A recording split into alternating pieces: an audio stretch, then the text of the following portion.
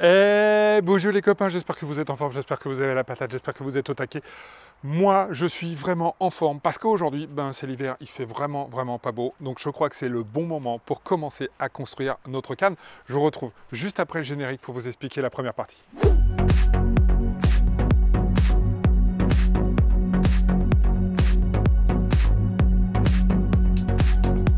Et voilà, on se retrouve donc aujourd'hui pour cette troisième vidéo tuto sur le roll building, comment construire sa canne à pêche.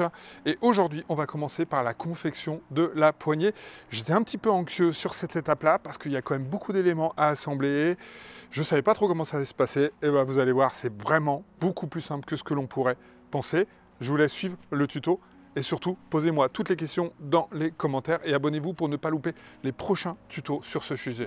Donc du coup, là, j'ai sorti le blanc de son emballage et on va essayer de trouver l'épine du blanc, donc, ou le sens naturel du blanc, le sens de travail du blanc.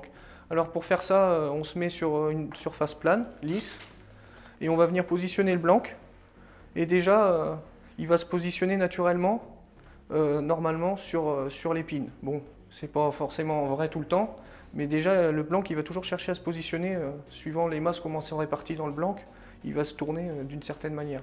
Du coup, après, on va le mettre en pression. Donc là, pour le mettre en pression, je le tiens presque tout en haut, mais pas tout en haut, aux 3/4, on va dire.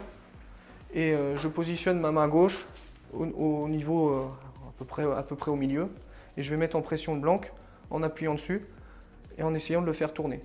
Et on va voir qu'il y a un sens où le blanc n'est pas stable, il va toujours essayer de tourner. Je ne sais pas si tu vois au bout là-bas. On voit mieux au bout, je pense. Tu vois, là, le blanc essaye de tourner. Et du coup, il est instable. Et sur le blanc, en cherchant, il y a un point dur où le blanc est beaucoup plus stable. Et donc là voilà, on a trouvé une stabilité. Même si on essaye de le faire tourner un petit peu en appuyant, en le mettant en pression, le blanc ne bouge pas. Et donc là, c'est l'épine, l'épine ou le sens naturel du blanc sera dans ce sens-là. Et du coup, là, une fois qu'on a le sens, on le tient bien dans le sens où on l'a mis, on prend son crayon et on le marque à l'intérieur du blanc. Donc du coup, si vous avez une canne spinning, on monte les anneaux à l'intérieur, donc au niveau où on a fait le trait. Et si vous faites une canne casting, vous le montez à l'extérieur du trait. Alors du coup, maintenant, on a trouvé l'épine, le sens naturel du blanc. Souvent, ce que je fais après, moi, je commence par coller les éléments de la poignée avant de les rimer, comme ça, le temps qu'on travaille un peu sur la mise en place d'anneaux, etc., le traçage sur le blanc, on laisse bien sécher ça avant de passer au rimage. Donc là, on va venir coller avec de la colle époxy, bicomposant. Donc là, sur cette colle-là, on n'a pas besoin d'être très précis sur le mélange. Donc on mélange à la grosse, on va dire 50-50. Donc la colle bicomposant, bon, on voit bien la différence de couleur. Pardon. On voit bien la différence de couleur. Donc là, il n'y a pas de sens précis. Hein. On mélange à peu près à 50-50. Ouais, ça, il n'y a pas besoin d'être très minutieux sur ce mélange-là, pas comme sur le mélange du vernis. Et après, on vient mélanger tranquillement. Et donc là, celle-ci, elle a à peu près 15 minutes. On peut la travailler pendant 15 minutes à peu près. Donc c'est pour ça que j'en fais pas de trop, puis je préfère en faire au fur et à mesure. Hop. Donc là, moi, je prends un petit bâtonnet comme ça, là. Hop, je mets de la colle dessus. Hop, alors ça...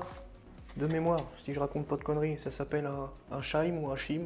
Et du coup, là, on va venir en mettre tout autour. Mais en fait, ça, ce truc-là, le shime ou le shim, je sais pas comment on dit, c'est ce qui permet après, avec le rimeur, de faire bien le contact avec le blanc et de coller sur le blanc. Sinon, après, ton porte-moulinet, il sera pas collé correctement, parce que ça suivra pas la conicité du blanc. Hop. Voilà, ce que je fais, c'est après, je prends le porte-moulinet, je commence à le mettre dedans en tournant. Un petit peu. Hop. Toc. Et après je tiens avec le porte-moulinet pour finir là où j'ai mis mes doigts. Donc là je vais venir appuyer tout en tournant un petit peu. Ouais, je le rentre intégralement. De toute façon, il fait pas toute la longueur. Après, on verra si vous voulez couper un peu le porte-moulinet pour pouvoir avoir le doigt sur le blanc ou pas. Mais après ça, je le coupe après, je colle avant puis je coupe après. On verra ça dans une étape après. Ouais. C'est pour ça que je le mets par le bas du porte-moulinet. D'accord. Celui-là, c'est le haut où il y a le filetage. Ok. Donc si on le met par là, on n'ira pas jusqu'au bout et le collage il sera pas partout. Okay, comme là on va très sûrement couper.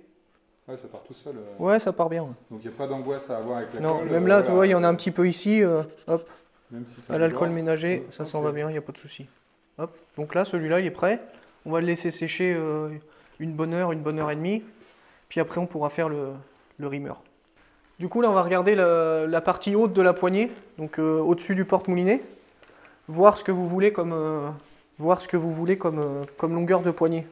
Donc celle-ci, c'est un 807, donc comme celle que vous allez monter.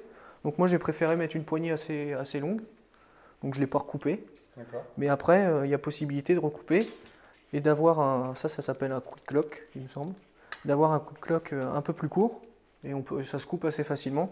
Et le liège le VA ou le liège se coupe aussi assez facilement. Je coupe ça avec une lame de scie à métaux, ça se coupe bien, ou au cutter, ça dépend.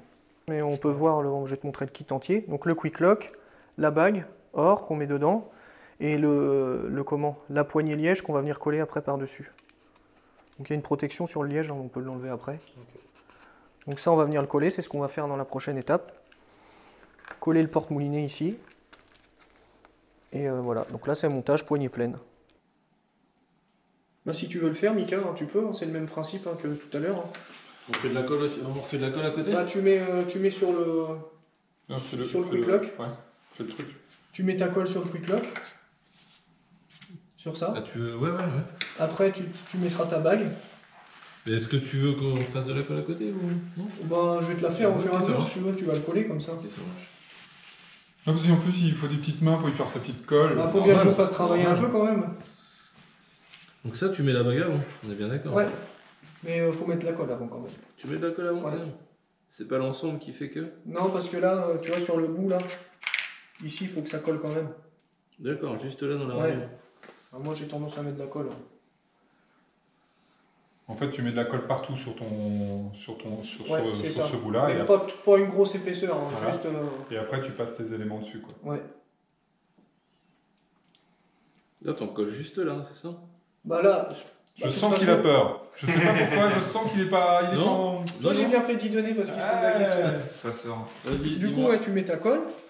Après, tu viens en tournant faire mettre donc colle ton tube entier. Ouais, tu viens mettre ta bague.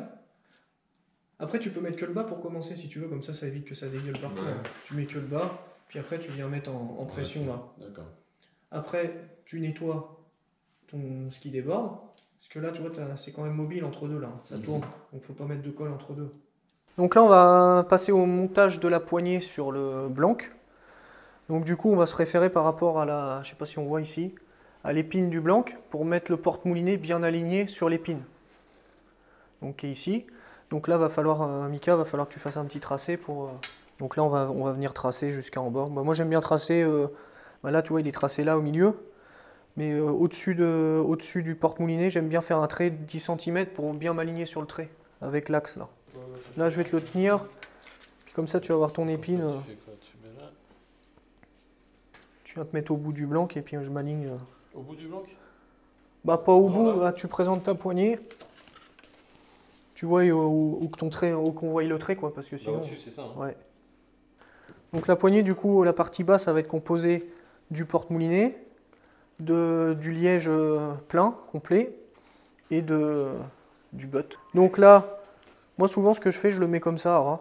Et donc du coup, pour rimer, pour venir... ce qu'on utilise des rimeurs, c'est pour suivre... Là, je ne sais pas si on voit correctement, mais le blanc, il n'est pas droit, il est conique.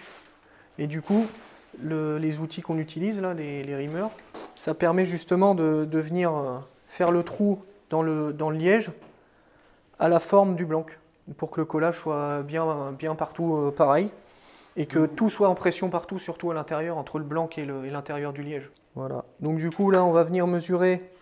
Donc la poignée, on a dit qu'elle allait jusqu'à là, donc là, tu vois, on va pas rimer jusqu'au bout. Hein.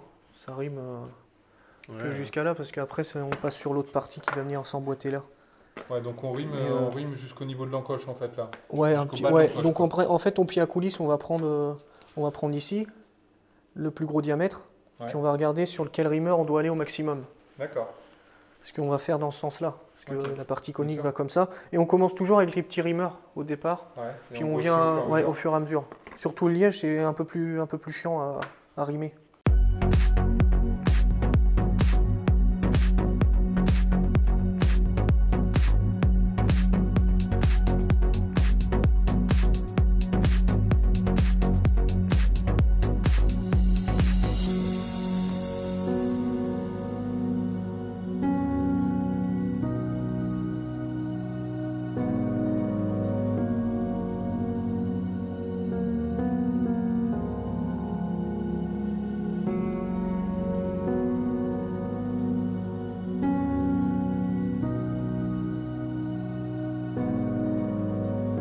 Donc du coup là, avant on a rimé les deux poignées en liège de Michael et Fabien. Donc ces deux poignées là. Donc on les a mis au bon diamètre par rapport au blanc avec les rimeurs. Donc toujours en commençant par le petit rimeur et en allant jusqu'au diamètre du blanc au cul. Et donc là on est arrivé, c'est assez rigide et avec le collage ça va bien tenir. Du coup maintenant ce qu'on va faire c'est qu'on va rimer le reste des éléments. Donc au début, vous avez vu avant qu'on avait collé ça, on avait collé le chime à l'intérieur. Du coup on les a collés et maintenant on va pouvoir les rimer en utilisant le blanc parce qu'il ne faut pas se tromper dans les mesures évidemment parce que si on rime trop gros, bah, ça va pas aller. Donc là ce qu'on fait, on retire la poignée liège qu'on a rimée, on vient mettre, mais on va pas pouvoir, donc on va enlever ce bout là, voilà. Là, je colle pas, hein, je le présente juste. On collera après ça. Je me mets au bout. Donc là, nous on avait pris pour que ce soit à ras ici, hein, pour pouvoir mettre le butt après. Donc, je sais pas où il est le butt. Il est là. Donc là, nous on l'avait pris à ras et on va coller le butt là après. Donc là, on se met à ras. Et là, je vais venir faire une trace. Et donc là, je prends l'axe du porte-moulinet en haut. Et je vais venir prendre la trace là. Comme ça, après, je peux retirer ça. Et là, par rapport à ma trace que je mets au bord, je vais pouvoir voir le diamètre qu'il faut que je rime ici. Parce qu'on rime au plus gros toujours. Donc celle-ci, c'est juste pour prendre une référence pour pas se tromper. Et donc là, maintenant, on va regarder au pied à coulisses lequel rimeur est le plus adapté, le rimeur qu'il faut mettre au plus gros, quoi. Donc là, on prend le diamètre. Bon, c'est pas un cheveu, hein, parce que de toute façon, le rimeur... c'est pas non plus d'une grande précision. Je sais pas où ils sont les rimeurs. Si. À mon avis, ça, on va pouvoir y aller encore. Oui. Ça va être le troisième à mon avis. Ah, t'as pris le quatrième carrément. Ouais, le début du quatrième. Moi, ce que je fais souvent, je mets un petit bout de bande cache pour voir où je vais. Faut pas que j'aille plus loin, quoi. Ah, ok, ouais. Puis après, je redécale s'il y a besoin. Il vaut mieux y revenir en plusieurs fois et faire plus serré que le contraire. Hop. Ah, le conseil, c'est prenez votre temps, quoi. Voilà, c'est ça. Prenez le temps, c'est vraiment très simple, mais il faut y aller tranquillement. Voilà. Donc ça, c'est rimeur maximum qu'il faut utiliser, mais on commence par les plus petits, hein, parce que le diamètre n'est pas très gros, hein, ouais. Ici au départ. Donc on commence par les plus petits, c'est bien collé, et on vient faire jusqu'au plus gros. Du coup, ce qu'il est en train de faire là, on prépare le collage de la partie basse de la poignée. Donc là, il est en train de un petit peu poncer le blanc avec un grain très très fin. Et après, il va venir mettre un petit peu d'alcool ménager pour nettoyer et dégraisser avant l'encollage. Et l'encollage, c'est le même principe que tout à l'heure avec le shine. Colle bicomposant. On vient badigeonner le blanc jusqu'à nos tracés du porte-moulinet. Et après, par le haut, on va venir mettre l'ensemble. Ce qu'il ne faudra pas oublier de faire aussi, entre deux, c'est de coller la partie entre la poignée et le porte-moulinet.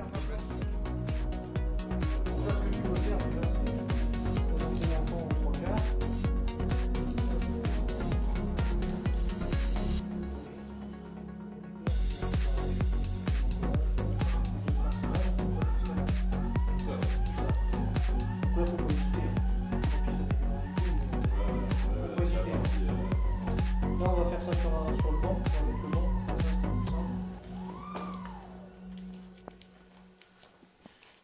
Donc là, on en colle directement le blanc jusqu'à la trace qu'on a marquée tout à l'heure.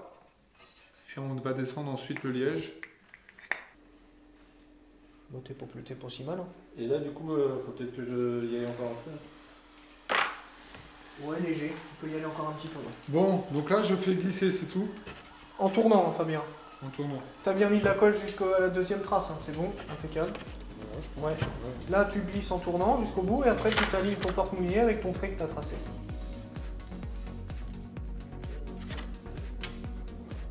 Bon, ça, Là, tu badores la... Donc là, on va faire on va coller le botte, le talon en fait de la canne. Ça va le faire, ouais, c'est bon. Et donc on en colle toute la partie là, hein, c'est ça, avant d'emmancher donc sur le cul comme ça, Et là, t'essayes de bien de la aligner, canne. hein. On aligne bien et on met un petit scotch pour que ça tienne Donc, cache bien le serré. temps de sécher. Après, on va recommencer, on va mettre de la bande cache à l'intérieur pour augmenter le diamètre. Ouais, ça, je pense que ça c'est peut-être pas mal. Ouais, on va essayer de faire ça. Tu peux le faire si tu veux. Tu le roules comme ça ou tu le mets comme ça? Moi, ce que je fais, c'est je fais un tour comme ça autour Comme ça. et après, j'en fais dans l'autre sens. Comme ça, mais en prenant le plastique avec. De rentrer un peu en force comme ça, Ça va c'est... être plus simple. Et voilà, j'espère que ce tuto il vous a plu. C'était le 3e de la série. Je vous retrouve la semaine prochaine. On va attaquer le blanc et on va commencer à monter les anneaux ensemble. Je vous dis boujou boujou les copains et à très bientôt. Ciao, ciao, ciao.